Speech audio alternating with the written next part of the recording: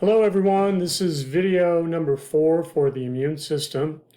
So far we've been talking about innate immunity, and so this is the introduction to the other part of your immune system, the adaptive immunity. So in this video I'd like to give an overview of adaptive immunity and talk about some of the basic terminology that we'll be using, including antigens, self-antigens, foreign antigens, things like that. So let's take a look at definition of adaptive immunity. And so the adaptive immunity is the slowest acting of the two, innate versus adaptive.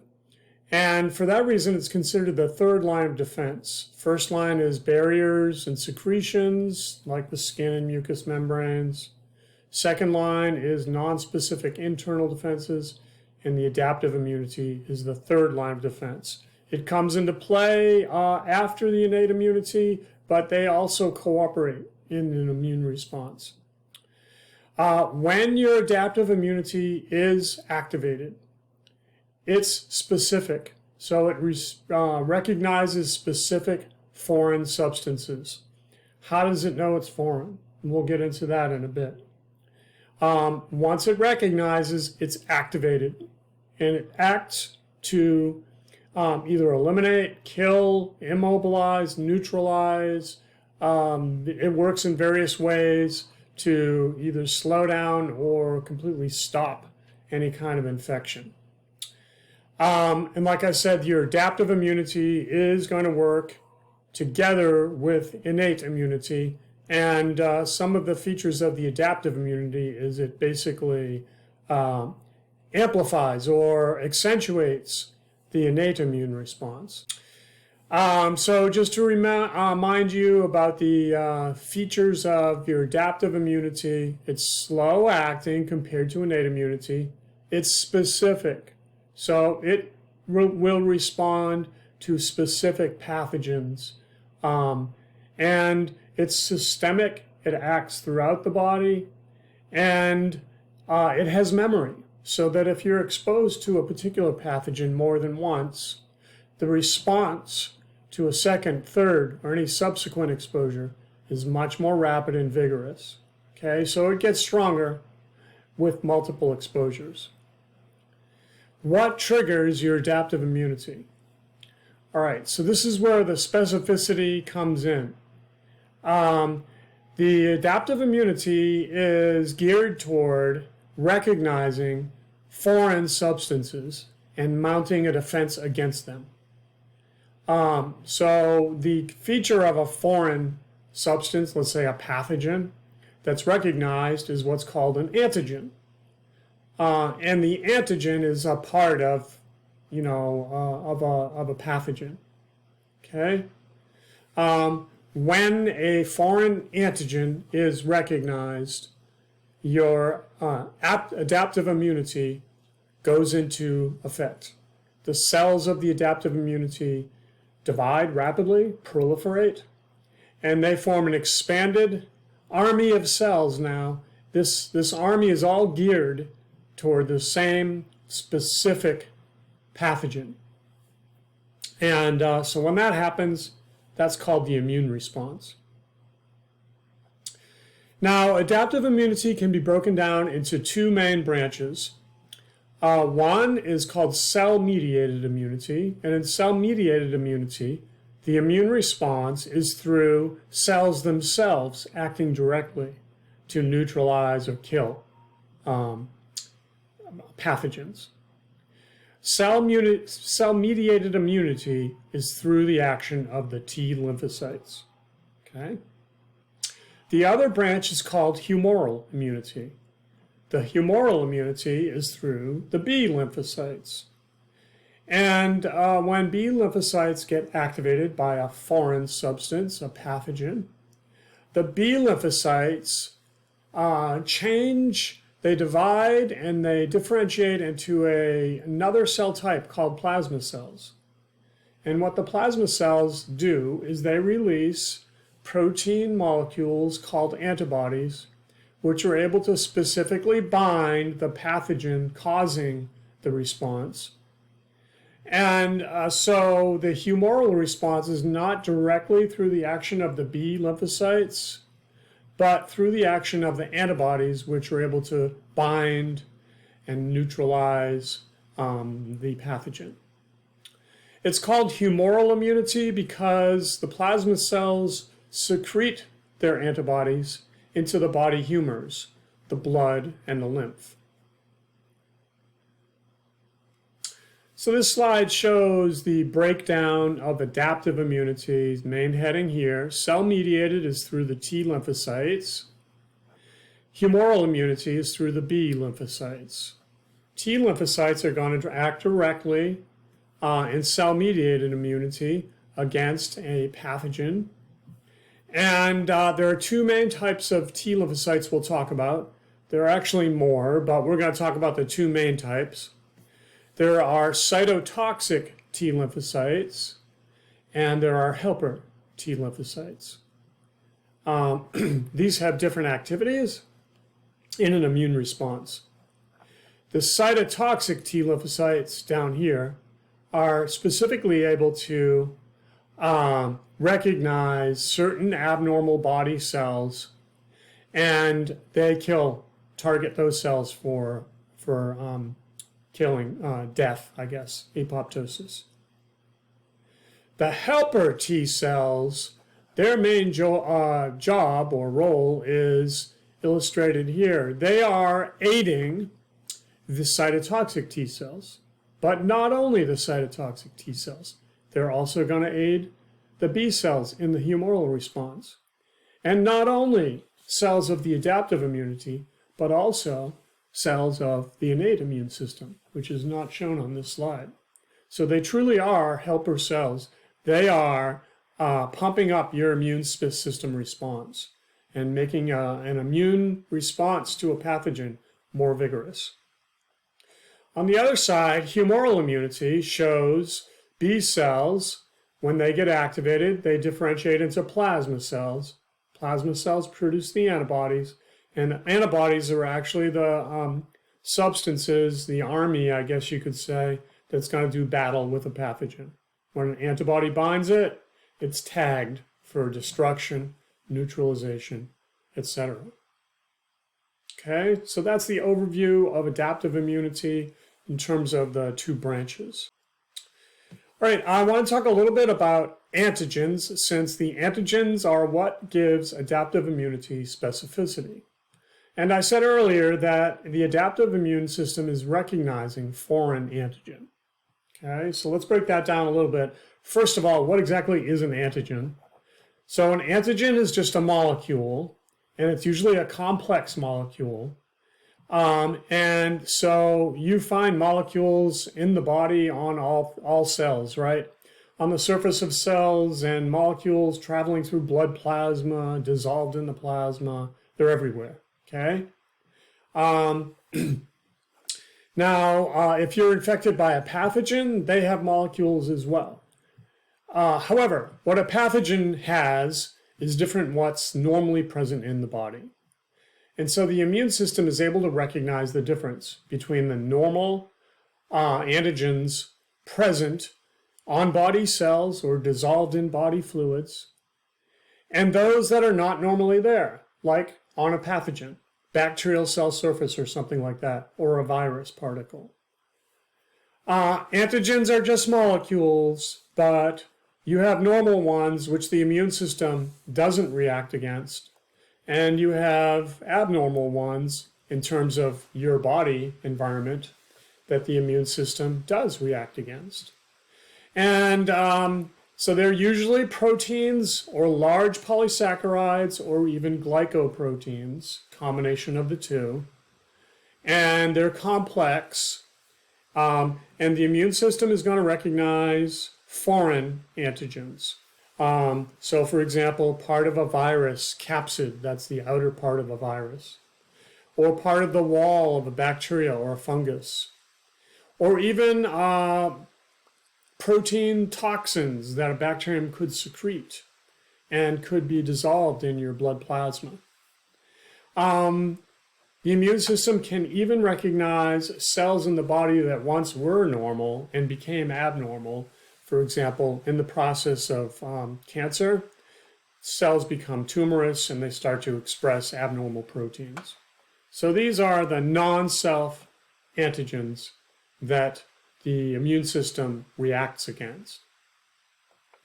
All right, so just to review that, foreign versus self-antigens. Self-antigens are the normal molecules in the body. They are not recognized by immune system cells. Pretty much, they're ignored. They don't provoke an immune response. Foreign antigens, on the other hand, are not normally recognized. They're not part of normal cells. And so they are recognized as being foreign by the immune system. The immune system will bind to these, and that will activate an immune response. And the immune response will be to rid the body of these foreign antigens. Now, normally the immune system is very good at recognizing the difference between self and non-self or foreign antigens. However, occasionally that goes haywire. And there are some diseases, and we've talked about them in both AMP1 and AMP2, in which the immune system attacks normal body tissues. And this is where recognition between normal antigens and foreign antigens goes wrong. And in the case where the immune system attacks normal body tissues, those are examples of autoimmune diseases. And it can cause degradation of tissues or just interference with procedures. So we've talked about a number of these throughout the course. Myasthenia gravis is one for muscle tissue, and a number of them we've talked about in various contexts. This slide is just showing an antigen. So an antigen is a large structure. And it's, like I said, a molecule, a protein, a glycoprotein, a polysaccharide. It can even be a pathogen itself, a bacterium that acts as an antigen. Now, the immune system is activated by specifically binding of either antibodies for humoral immunity or T cells, T lymphocytes, to antigens. And the way they bind is they attach to a particular part of a large antigen. So the attachment, the binding site, is called an antigenic determinant. A given antigen can have multiple antigenic determinants. And this slide is just indicating different antibodies, 1, 2, 3, and 4, are binding to different shaped antigenic determinants that are all part of the same antigen. So, the specific recognition is by binding to a particular antigenic determinant, which is part of an antigen. Now, self-antigens, let me say a few words about those, and then I have a short video to go into a little bit more detail about those. So self-antigens are molecules that are normally part of your cells, or that are dissolved in fluids like blood or lymph. Okay? So there's a huge number of these, and your immune system does not mount an attack against them. Now, there are a couple of self-antigens that are especially important in the activity of the immune system, and these are called the MHC antigens. MHC stands for major histocompatibility complex antigens. Okay? So these MHC antigens are involved in identifying, because they're self-antigens, your normal body cells to the immune system. Okay? And MHC antigens are genetically encoded, and there are a huge variety of different types of these that are possible in the human population. So we all get a unique combination of these MHC antigens. And so my body cells have one combination, yours will have a different combination, but our immune system My immune system recognizes mine as self. Your immune system recognizes your combination as self. However, in transplants, organ transplants, in which I get, let's say, a kidney from someone, my immune system would recognize the MHC antigens on the transplanted tissue as being foreign and mount an attack against it. So that's one of the complications of organ transplant is immune match, I guess you could say. So that's one feature of the MHC antigens. They're variable and everybody has a unique combination. Okay? Now, MHC proteins, antigens are involved directly in the immune response. So there are two types of MHCs, and the video that I'm going to show now will describe their role. Okay, so self-antigens are antigens that are normally part of the body, and your immune system learns to leave those alone, not attack them. So it could be any antigen that's part of the body, usually cell surface antigens that immune system cells or antibodies might bump into. There are specific types of cell antigens that are very useful or involved in how the immune system works, though. So I want to explain those. Those are called the MHC antigens. MHC stands for major histocompatibility antigens. So there are two types of MHC antigens, MHC1 and MHC2. And I wanted to explain how they are found in the body, what's their distribution, and what is the general role for these in the immune system. MHC1 antigens are present on all nucleated cells. Any cell with a nucleus, so that excludes red blood cells. They don't have MHC1 antigens, but all other cells do. And so I've sort of illustrated here a normal body cell, and here is an example of an abnormal cell. What happens in body cells is normally the cell takes antigens from inside. There's a turnover of the components inside the cell, organelles, etc., and they get broken down occasionally. And some of the breakdown products, the antigens that are represented by these different colored shapes here, get attached to MHC1 self-antigens, and they get displayed on the cell surface. Okay, so on a normal cell, what's displayed attached to MHC1 is an indicator of what's going on, what is present inside that cell. Since these would be normal self-antigens, the immune system would leave this cell alone.